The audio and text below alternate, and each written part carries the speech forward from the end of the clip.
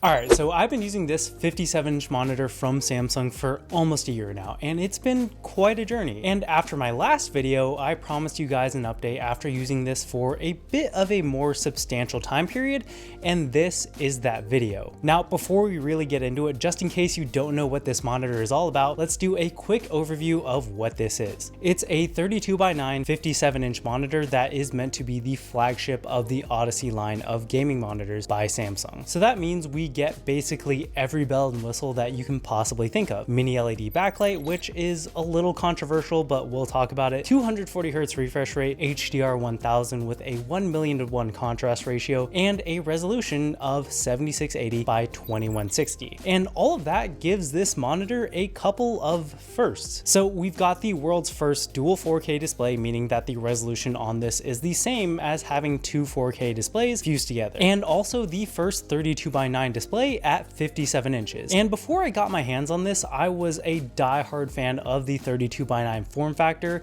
but I always had three complaints. So first, resolutions were always capped at 1440p, which I felt like was a little bit too soft, especially when looking at text on documents. Second, display sizes were capped at 49 inches, which gave you the equivalent of having two 27-inch monitors. But for me, the ideal was always 32 inches. And finally, third, the quality of the displays weren't really that good prior to this model. And when this monitor got announced from Samsung, I thought my prayers had been answered and all my problems had been solved. But when I finally got this in and I started using it, I loved it at first, but it also kind of made me see the flaws from this form factor that I'm just not sure are fixable. Because on paper, this had everything that I was looking for, but I still just wasn't quite satisfied with certain aspects of the experience. Now, when I made my first video for this monitor, after using it for about a month, I used it pretty much exclusively on Mac for productivity, and I got a lot of complaints about it in the comments about how I was doing a video on a gaming monitor without any gaming, which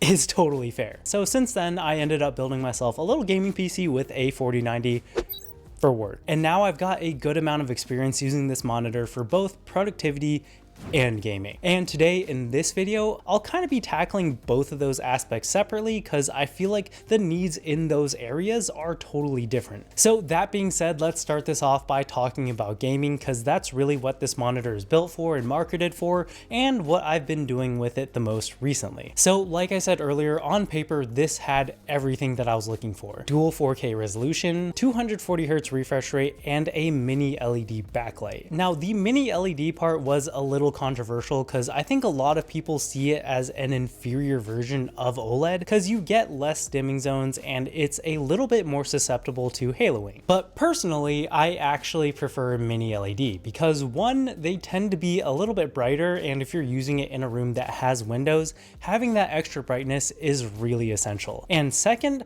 no risk of burn-in. And for a monitor where you're going to have a lot of static elements on screen for long periods of time, that's a real area of concern. I know that most of these modern OLED displays have a bunch of anti-burn-in features built in nowadays, but for me personally, I don't really fully trust them, and if I'm going to be spending potentially over $2,000 for a display, I want it to last as long as possible. And while it is true you are giving up a bit of image quality, to me, the difference is close enough that I don't really mind. So for me, as far as the quality of the image that this panel produces, I have very few complaints, at least when it comes to gaming. It is plenty sharp enough, and that 240 refresh rate is buttery smooth, colors look vibrant, and HDR performance is very impressive. You can especially appreciate it when you go from a really dark scene in a game, like when you're indoors, directly to a bright outdoor one. The way that it just like slaps you in the face with light is seriously impressive. And that's awesome. But the problem that I have with this is one of its headlining features, that 32x9 aspect ratio. I think the idea of it is pretty great, right? Like you take a normal 16x9 screen and then add in 50% more screen on either side for extra immersion. And to a certain extent, it does work. Like you really feel the screen wrapping around your vision, especially with that insane 800R curve. But when you compare this to other large format screens, like I just tried out a 45-inch 21x9 display from LG, and I made a video on it if you want a little bit more detail,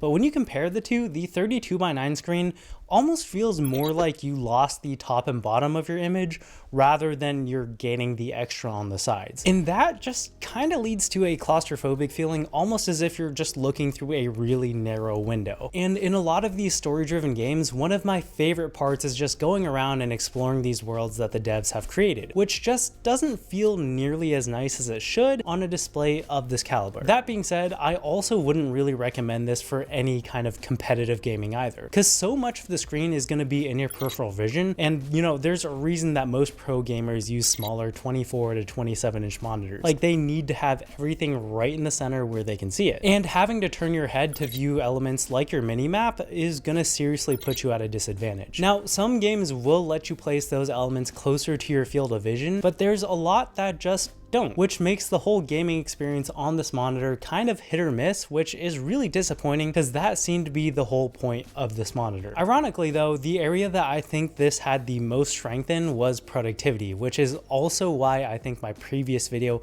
on this monitor was a little bit more positive, because at that point that was mostly what I was using it for. And I think the key to it is the fact that this monitor is the equivalent screen size as two 4K 32-inch monitors. Anybody who's used dual monitors before can probably tell you how nice it is to be able to reference a document while writing an email or a nearly infinite number of other applications. And this monitor lets you do basically anything you could do on that dual monitor setup, but the fact that there is no bezel in the middle opens up some other doors as well.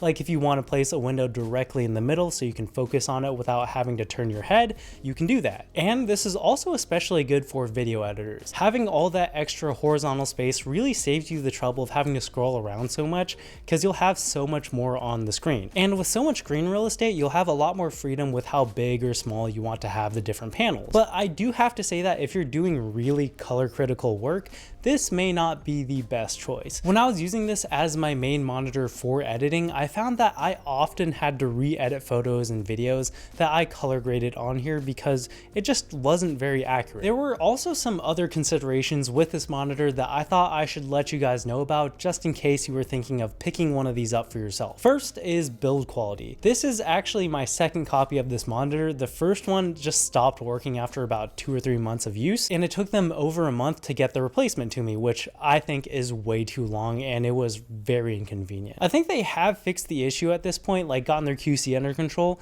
but I just thought I should mention it because it was such a frustrating experience. Second is this thing is really big, heavy, and oddly shaped. So if you need to move it around often, it's a huge pain, and if you want to mount this on an arm, they do technically make arms that are able to handle the weight, but all of the ones that I've tried still shake a pretty good amount because there's just so much mass on there. And also, since the monitor is so large and has such an intense curve, it actually ends up being pretty deep, which causes some issues. The stand ends up taking up most of my desk, and when I place the monitor at a comfortable viewing distance, the edges of the monitor come so far forward that I have to put my speakers basically at the front edge of my desk, which I just don't really like aesthetically. And if you're into setting up your desk so it's real pretty like I do, this monitor presents a lot of challenges that are a little difficult to work around. And it's not just like I can move the monitor back, because the curvature is so intense that there's just like one sweet spot that it really wants you to be in, and if you're outside of it, stuff starts to look a little bit distorted. I definitely think the curve is very helpful for a display of this size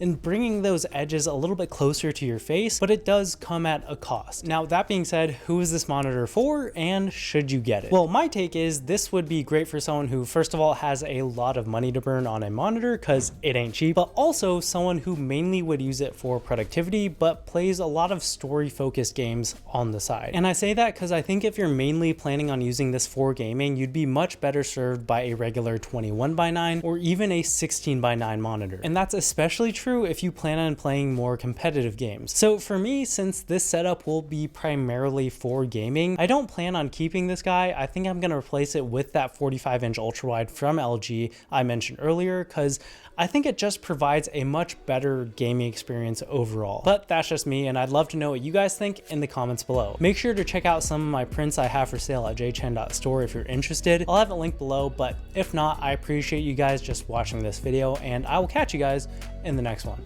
Peace.